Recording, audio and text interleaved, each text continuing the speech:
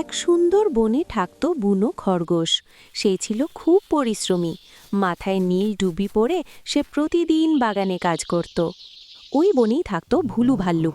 সে ছিল ভীষণ অলস। গলায় লাল স্কার্ফ পেঁচিয়ে সে সারাদিন শুধু গাছের তলায় ঘুমাতো। একদিন ভুলু হাসতে হাসতে বুনোকে বলল, আরে বুনো, এই রোদে কাজ না করে আমার মতো ঘুমাও, জীবনটা অনেক আরামের।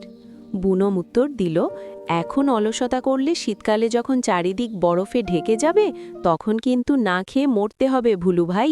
দেখতে দেখতে দিন ফুরিয়ে এলো। শীতের ঠান্ডা হাওয়া বইতে শুরু করলো। বনের সব সবুজ ঘাস শুকিয়ে গেল। হঠাৎ শুরু হলো প্রচণ্ড তুষারপাত। বনের চারপাশ সাদা বরফে ঢেকে গেল। কোথাও এক ফোঁটা খাবার অবশিষ্ট নেই। ওদিকে বুনো তার নিজের উষ্ণ গর্তে খুব আরামে আছে। তার কাছে শীতের পুরো সময়ের জন্য প্রচুর খাবার জমানো আছে। কিন্তু অলস ভুলুর কোনো খাবার ছিল না। সে শীতে কাঁপতে কাঁপতে বনের এদিক ওদিক পাগলের মতো খাবার খুঁজতে লাগলো।